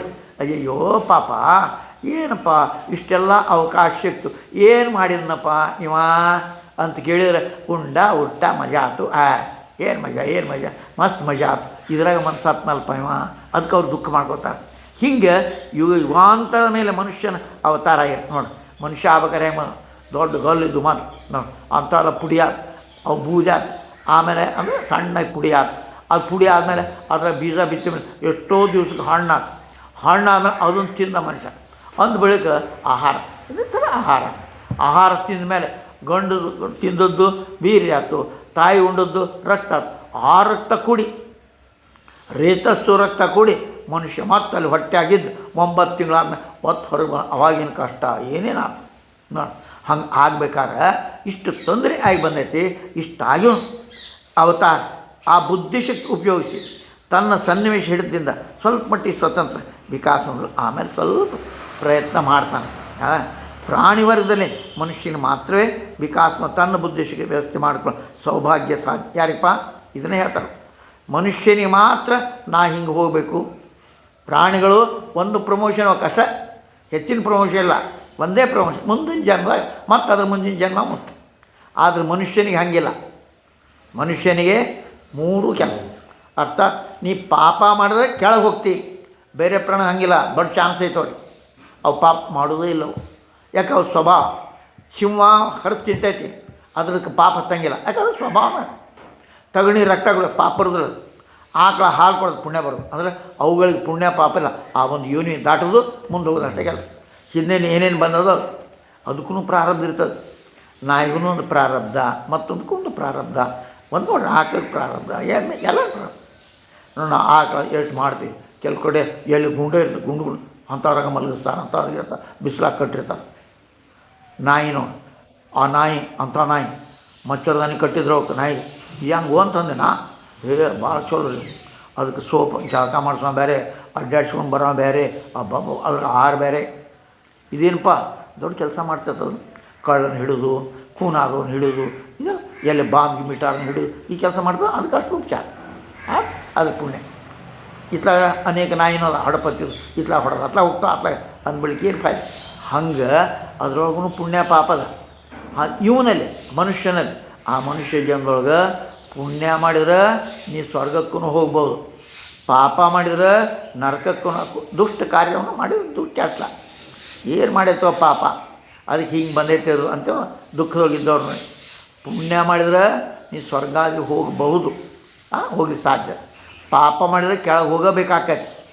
ಇನ್ನು ಪಾಪ ಪುಣ್ಯಗಳ ಮೀರಿದಂಥ ಆ ಮುಕ್ತಿನ ಮನುಷ್ಯ ಜನ್ಮ ಮಾತ್ರದ. ಅದಕ್ಕಿಷ್ಟೆಲ್ಲ ಬಡ್ಕೊಳಕತ್ತಾರ. ಯಾಕೆ ಹೇಳಕತ್ತಾರಪ್ಪ ಅಂದರೆ ನಿನ್ನ ಮನುಷ್ಯ ಜನ್ಮಕ್ಕೆ ಒಂದೇ ಸಾಧ್ಯ. ಅದಕ್ಕೆ ಮನುಷ್ಯ ಜನ್ಮ ದೊಡ್ಡ, ಅದಕ್ಕೆ ದುರ್ಲಭ ಮನುಷ್ಯತ್ವ ಅಂತ ಹೇಳಿ. ಇದು ನಿನ್ನ ಕಡೆ ಒಂದಕ್ಕೆ ಚಾನ್ಸ್. ಈ ಚಾನ್ಸ್ ಹೋತಂದ್ರೆ ಬಾರ್ ಮತ್ತೊಮ್ಮೆ ಮನುಷ್ಯ ಜನ್ಮ ಮತ್ತೊಮ್ಮೆ ಜನ್ಮ ಬರ್ತೈತಿ. ಭಗವಂತ ಆಶ್ವಾಸನೆ ಕೊಟ್ಟ, ಇದಕ್ಕಿಂತ ಚಲೋ ಜನ್ಮ ಬರ್ಬೇಕಾದ್ರೆ ಆ ಮನುಷ್ಯ ತೀವ್ರವಾದಂಥ ಮುಕ್ತಿಯನ್ನು ಪಡ್ಕೋಬೇಕು ಅನ್ನೋಂಥ ಮಾತ್ರ ಹಂಬಲ ಇದ್ದು. ಅವಾಗ ಅದಕ್ಕೆ ಅರ್ಜುನ ಕೇಳ್ತಾನೆ, ನಾನರ ಮುಕ್ತಿನ ಪಡ್ಕೋಬೇಕಂತ ಮಾಡಕತ್ತೇನಪ್ಪ ಮಾರಾಯ, ಆದ್ರೆ ಪ್ರಾರಬ್ಧ ಅಷ್ಟ್ರಾಗ ಮುಗಿತಪ್ಪ, ಮುಕ್ತಿಯನ್ನು ಪಡ್ಕೊಳ್ಳಿಲ್ಲ, ಜನ್ಮರ ಹೋತು, ಮನುಷ್ಯ ಜನ್ಮದ ಶ್ರೇಷ್ಠ ಅಂತೀನಿ, ಮತ್ತು ಹಿಂಗಾದ್ರೆ ಏನಪ್ಪ, ಅವಾಗ ನಿನ್ನ ಇಚ್ಛೆ ಅದೇ ಬೇಕು ನನಗೆ, ಉಳಿದು ಬೇಡ ಅಂತ ಇತ್ತು ಅಂದರೆ ಆವಾಗ ನಿನಗೆ ಅಂಥ ಒಂದು ಶುಚೀನಾಂ ಶ್ರೀಮತಾಂ ದೇಹೇ ಯೋಗಿನಾಮೇವ ಕುಲೇ ಭವತಿ. ನಿನ್ನ ಜನ್ಮ ಅಂಥ ಯೋಗಿಗಳಲ್ಲೇ ಹುಟ್ಟಿಸ್ತೀನಿ, ಇಲ್ಲಿಕ್ರೆ ಅಂಥ ಅವರು ಹುಟ್ಟಬೇಕು ಅಂತ ಹೊಟ್ಟು ಹೆಂಗಾರ ಮಾಡಿ ಆ ಸ್ಥಿತಿಗೆ ತರಿಸ್ತೇನೆ, ಇಲ್ಲಿಕ್ರೆ ನಿನ್ನ ಅಂಥ ಜನ್ಮ ಹುಟ್ಟುವ ಮಾಡ್ತೀನಿ ಅಂತ ಆಶ್ವಾಸನ. ನಮ್ಮ ಆಶ್ವಾಸನ ಬರೋಬ್ಬರಿ ಆಗಲಿಕ್ಕಿಲ್ಲ, ಆದರೆ ಭಗವಂತನ ಆ ಥರ ತೀವ್ರವಾದ. ಯಾಕೆ ಎಲ್ಲನೂ ಶಾಸ್ತ್ರಬದ್ಧನ, ಆ ಮಾತು ಹೇಳಿದ್ದು ಶಾಸ್ತ್ರಬದ್ಧನೇ. ಯಾಕಂದ್ರೆ ಮನುಷ್ಯನ ಶರೀರ ಈ ಪ್ರಾರಬ್ಧಾನುಸಾರವಾಗಿ ಇದು ಪ್ರಾಣ ಹೋತು. ಪ್ರಾಣ ಹೋತಂದ್ರೆ ಏನಾಕತ್ತದು, ಪ್ರಾಣ ಹೋತಂದ್ರೆ ಏನಾಕತಿ, ಅಯ್ಯೋ ಏನಾಗಲ್ಲ, ಏನಾಗಿಲ್ಲ, ಅಲ್ಲೇ ಉಡಾನ ವಾಯು ಅಂತದ.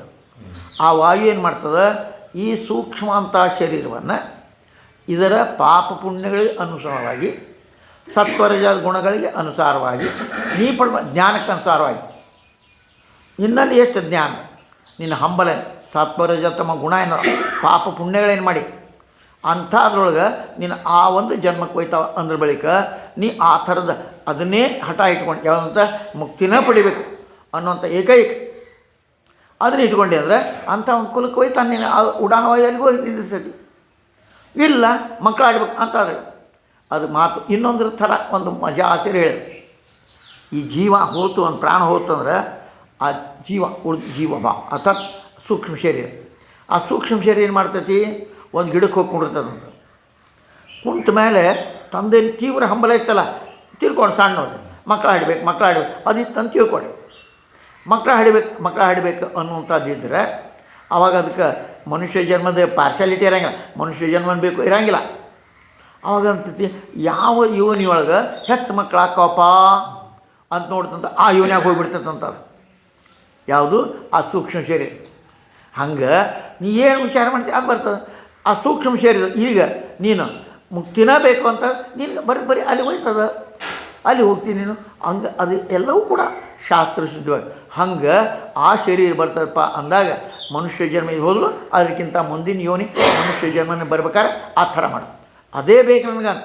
ಇಲ್ಲ ಅಂದರೆ ನಿನ್ನಂಥ ಅವಿವೇಕಿ ಮತ್ತಾರಿಗನ್ಬೇಕಪ್ಪ ಅಂತ ಹೇಳ್ತಾರೆ. ಈ ಶಾಸ್ತ್ರ ಸಿದ್ಧಾಂತ ಮನಸ್ಸು ಇಟ್ಕೊಂಡು ಆಚಾರ್ಯ ಶಂಕರರು ಮುಂದಿನ ಪೀಳಿಗೆ ಮಾರ್ಗದರ್ಶನ ಮಾಡ್ತಾರೆ. ನಾನು ತನ್ನ ಬುದ್ಧಿಶಕ್ತಿಯನ್ನು ಆಧ್ಯಾತ್ಮಿಕ ಅಂತಿಮ ಗುರಿ ಮುಟ್ಟೋದಕ್ಕಲ್ಲದೆ ಅನಿತ್ಯ ವಸ್ತ್ರ ಅಪವ್ಯಯ ಮಾಡುವಂಥ ಮನುಷ್ಯನ ಅತ್ಯಂತ ಮೂಢ ಅಂದ್ರಲ್ಲದೆ ಮತ್ತಿನ್ನೇನು ಹೇಳ್ಬೇಕಪ್ಪ ಅವರು. ಅದಕ್ಕೆ ಅಂಥ ಅವಿವೇಕಕ್ಕೆ ಹೋಗಲಾರ್ದೆ ವಿವೇಕವನ್ನು ಉಪಯೋಗ ಮಾಡಿಕೊಂಡು ನೀ ಮುಕ್ತಿಯನ್ನು ಪಡ್ಕೊಳ್ಳೋ ಮಾಡು ಅಂತ ಹೇಳ್ತಾರೆ. ಅದಕ್ಕೆ ಮುಂದೆ ಬದಂತು ಶಾಸ್ತ್ರಾಣಿ ಯಜಂತು ದೇವಾನ್ ಕುರ್ವಂತು ಕರ್ಮಾಣಿ ಭಜಂತು ದೇವಾ ಆತ್ಮೈಕ್ಯಬೋಧೇನ ವಿನ ವಿಮುಕ್ತಿ ನ ಸಿದ್ಧತಿ ಬ್ರಹ್ಮ ಶತಾಂತರೇಪಿ ಅಂತ ಹೇಳ್ತಾರೆ. ಎಷ್ಟೇ ಆದರೂ ಇದನ್ನು ಮಾಡ್ಕೊಪ್ಪ ಅಂತ ಹೇಳ್ತಾರೆ. ಆ ವಿಷಯವನ್ನು ನಾನು ದಿವಸ ಪೂರ್ಣಮದ ಪೂರ್ಣಮಿದಂ ಪೂರ್ಣಾತ್ ಪೂರ್ಣಮುದಚ್ಯತೆ ಪೂರ್ಣಶ್ಚ ಪೂರ್ಣಮಾದಾಯ ಪೂರ್ಣಮೇವಾವಶಿಷ್ಯತೆ.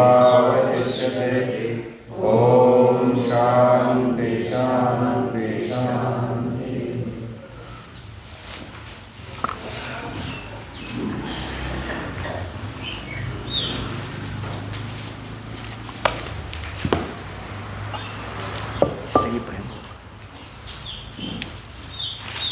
ಶಿವಾಯ.